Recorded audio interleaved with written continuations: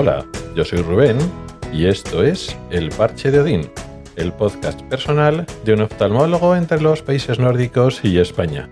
Este es el episodio 269 y se titula Paradoja de la igualdad de género. Quería hablar de este tema porque he leído recientemente una noticia, una publicación, que dejaré en las notas del programa para el que quiera leerlo en más profundidad, que da un giro interesante a lo que llamamos paradoja de la igualdad de género. De esto he hablado alguna vez, un poco así de pasada, pero un poco lo recuerdo.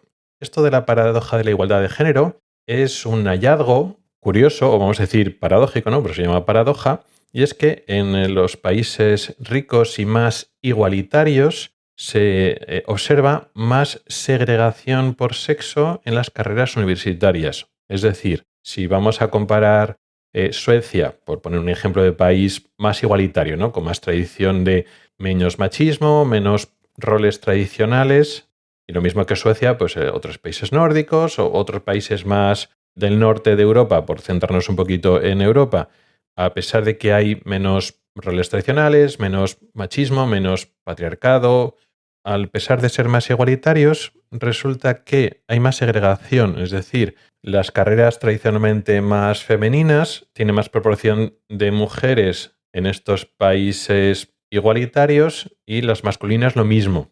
Este es un hallazgo que se conoce ya desde hace bastante tiempo, esto no es nada nuevo, y estas conclusiones o estas evidencias, estas pruebas empíricas, rompen o chocan frontalmente con la idea extendida de que el género y el sexo son básicamente constructos sociales, que hombres y mujeres nos podemos diferenciar más o menos físicamente en cierta medida, pero que mentalmente o conductualmente nuestros gustos, nuestras tendencias, nuestras cualidades o capacidades mentales, todo lo que no es puramente físico o basado en la fuerza física, no hay diferencias importantes y que cualquier diferencia o segregación, o si encontramos una desigualdad marcada en gustos, en profesiones, etcétera, esto es un constructo social. Es decir, la diferencia se basa principalmente o únicamente en la cultura, en cómo criamos a nuestros niños, adolescentes y adultos jóvenes, en las tradiciones, la presión social, los roles impuestos a cada sexo, el patriarcado, si lo queremos llamar, machismo, etc. En el fondo, esta idea de que efectivamente si encontramos, por poner el ejemplo clásico, en ingeniería o en matemáticas, en ciencias, más hombres que mujeres, o en medicina, enfermería, etcétera, más mujeres que hombres, estamos en la discusión clásica de lo que dicen en inglés nature versus nurture, o sea, nature versus nurture, que es como un juego de palabras fonético difícilmente de traducir, que sería la influencia de variables biológicas, la naturaleza, nature, sobre o frente al ambiente, el nurture, el nurture, que es la crianza, aunque realmente el ambiente engloba más, ¿no? La crianza sobre todo, pues porque digamos que se modela más a las personas cuando son más pequeñas, en la infancia y en la primera adolescencia, pero en general, por hablarlo de forma amplia, estamos comparando la biología, aunque lo importante es, la parte más importante de la biología es la genética, pero la biología en general frente al ambiente. El ambiente durante el desarrollo del individuo cuando es más pequeño, pero en general el ambiente en el sentido más amplio. Y como decía antes, algunas posturas ideológicas dan como cierto que es básicamente el ambiente lo que define o diferencia los sexos en cuanto al comportamiento, no en cuanto a fuerza física, no me refiero en un gimnasio, cuántos kilos levanta un hombre, cuántos kilos levanta una mujer de media, no es eso, pero sino los gustos, las preferencias para elegir carrera, para dedicarse a algo, o las capacidades o las cualidades, la postura ideológica que dice que no, que esto es todo atribuible, o en gran medida, la mayor parte, lo debemos atribuir al ambiente. Y que, por supuesto, podemos cambiar el ambiente y, de hecho, debemos cambiar el ambiente. Y cualquier diferencia significativa, es decir, si la diferencia en una carrera, lo que os comentaba antes, ¿no? Pues carreras de hombres, entre comillas, carreras de mujeres. Si hay una mayor diferencia de más del 51 o 52%, significa que es un ambiente que está limitando o modelando la entrada de hombres o de mujeres entrando a carreras en concreto. Y eso lo podemos calificar como malo y deberíamos crear o modificar el ambiente para que no haya esas diferencias.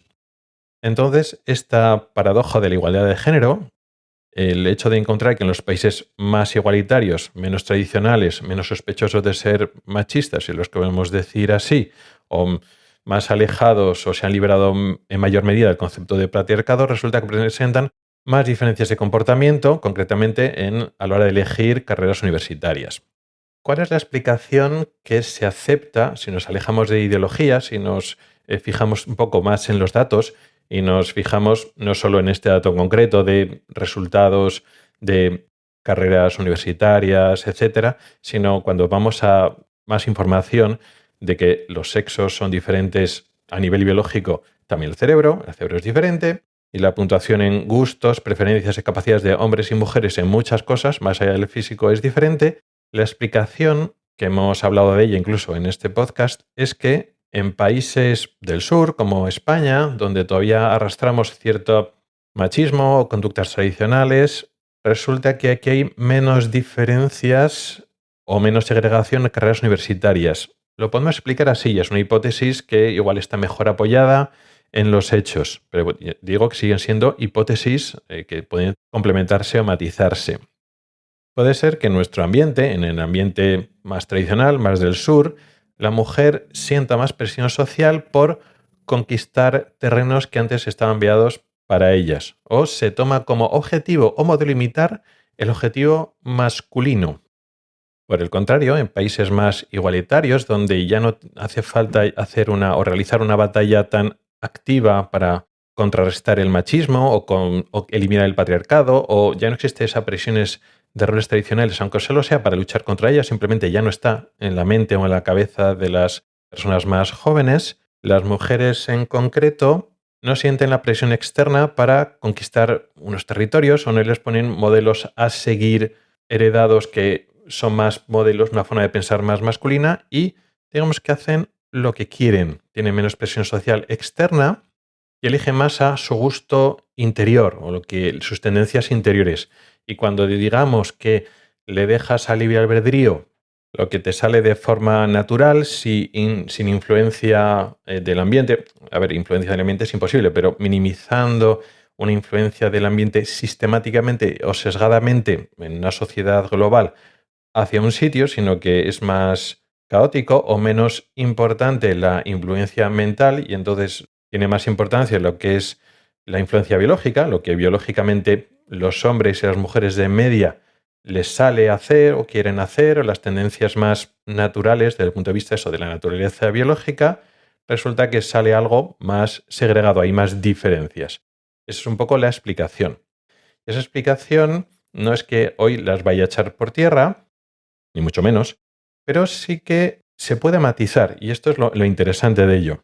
¿De qué estoy hablando? Bueno, pues el artículo que me he leído, que ya digo, voy a dejarlo en las notas del programa, da un novedoso punto de vista que no cambia estos hallazgos o esta hipótesis principal, pero la puede matizar. Lo que plantea es que esta segregación en estos países igualitarios no surge solo desde la universidad, sino que ya surge antes, desde la infancia. Y esto nos puede chocar mucho porque estamos pensando en la España de hace unas décadas, donde vivimos algunos, donde sí que había una segregación mucho más clara. Quiero decir, antes había colegios e institutos masculinos y femeninos y había una segregación por sexos que vamos a decir que era máxima. De hecho, yo mismo hice la EGB, que es la Educación General Básica, o la primaria, en un colegio que era masculino.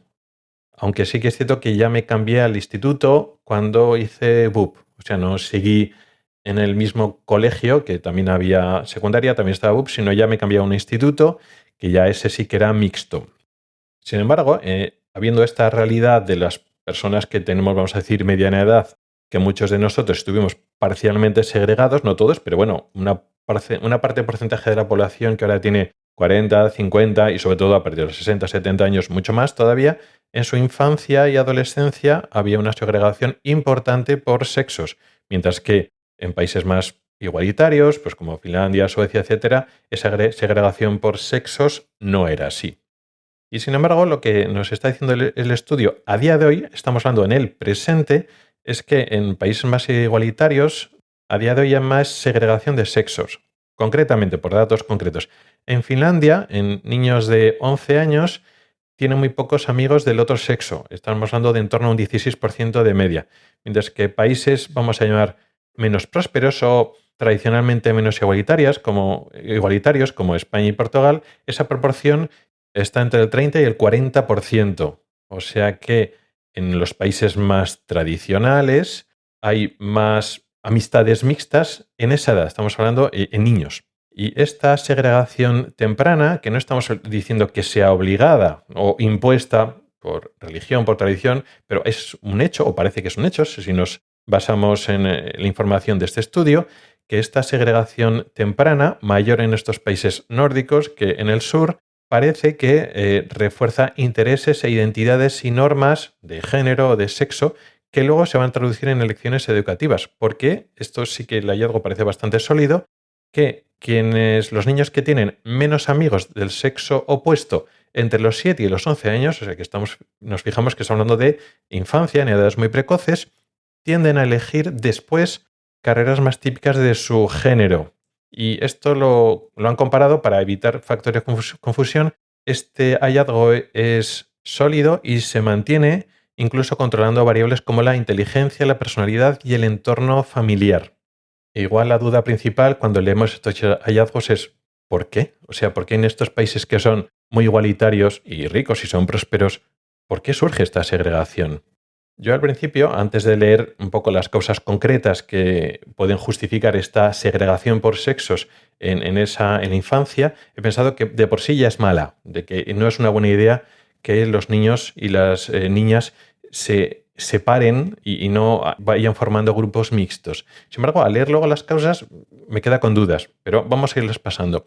Plantean, esto son hipótesis, hay indicios, pero bueno, todo es muy discutible, ¿eh? Pero bueno, plantean que las familias de mayor nivel socioeconómico invierten más en actividades extraescolares, vamos a llamar estructuradas, pues deportes organizados, danza, música, etc. Y ya de por sí, al apuntarle estas actividades extraescolares, están fuertemente segregadas por sexo.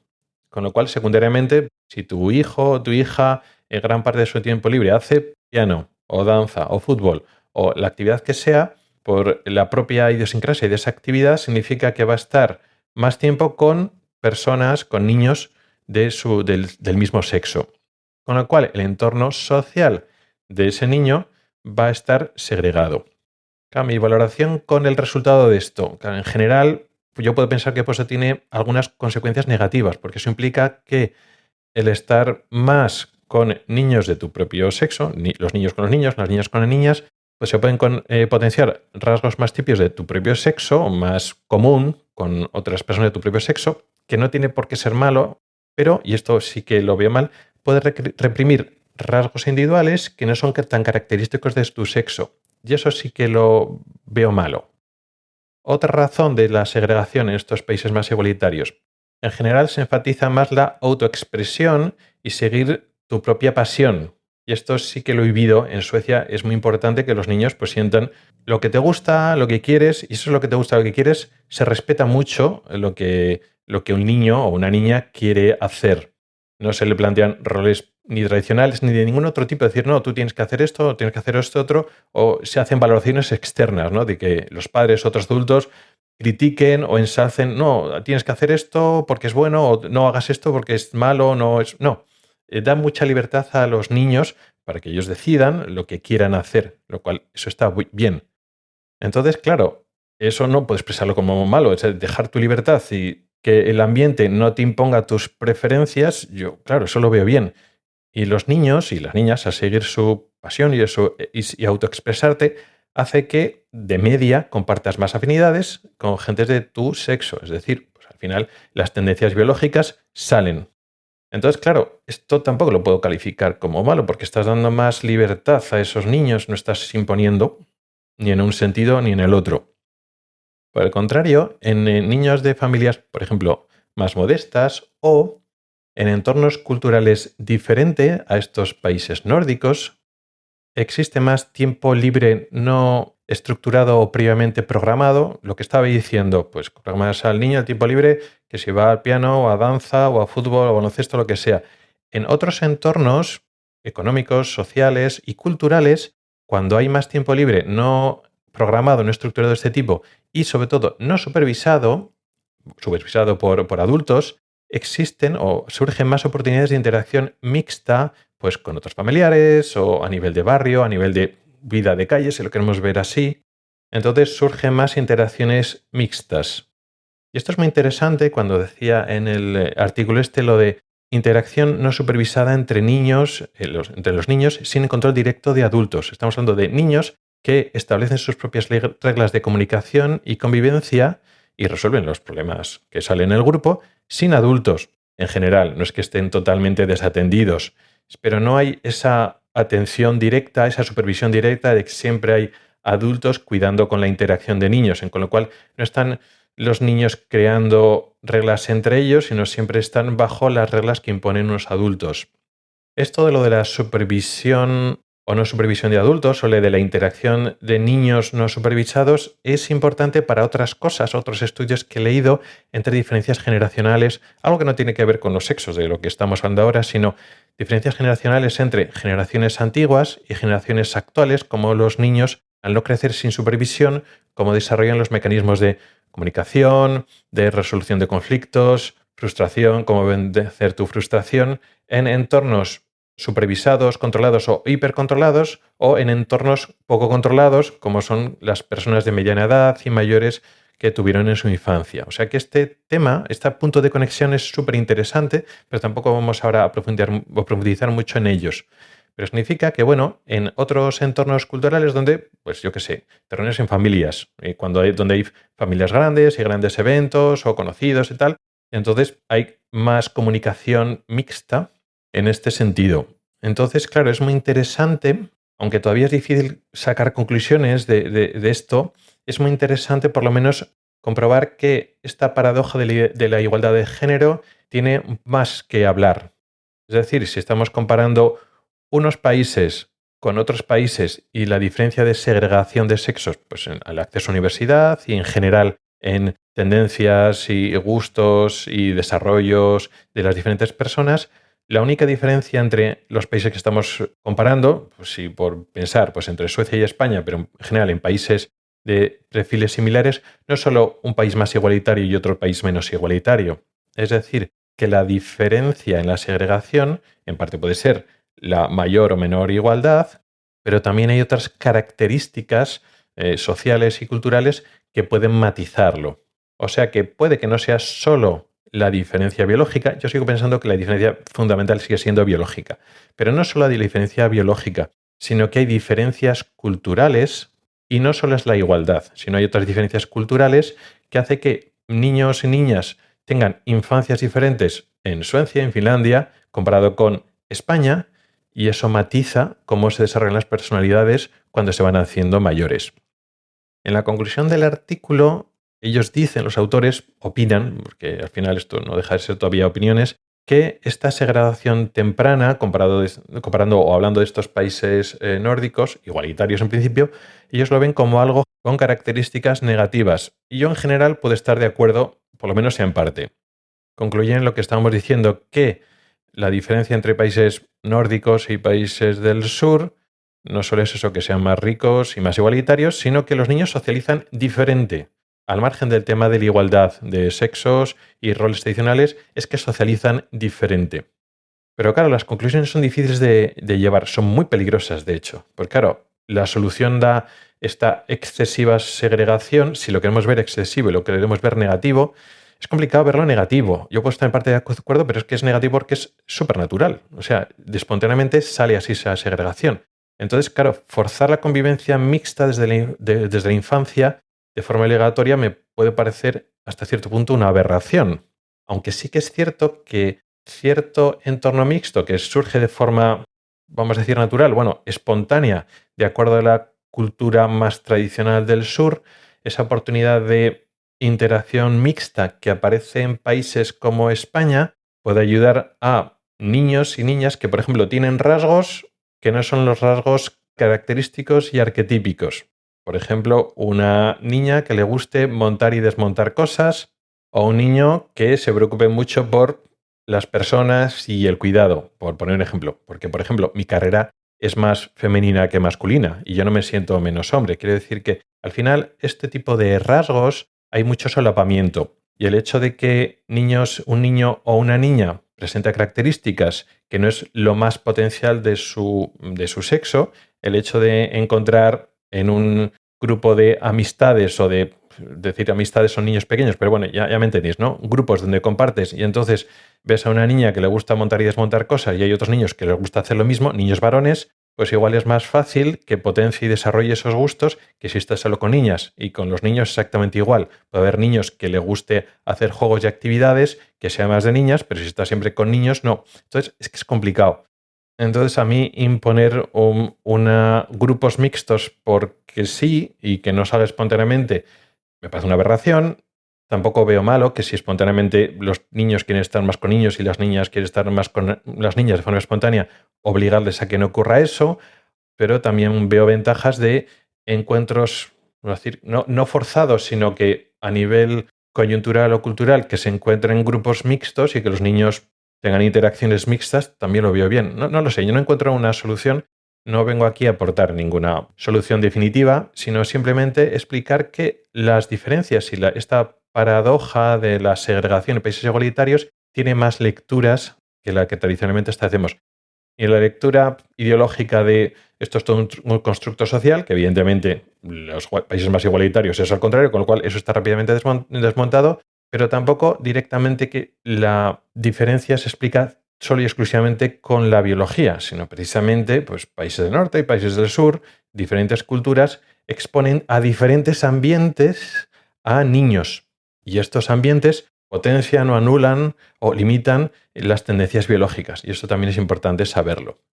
Y nada, quería un poco compartirte esta reflexión sobre estos temas sobre biología, sobre el ambiente y cómo afecta a nuestra conducta, que ya sabéis que es un tema que me apasiona y espero que también te interese o por lo menos no te aburra demasiado.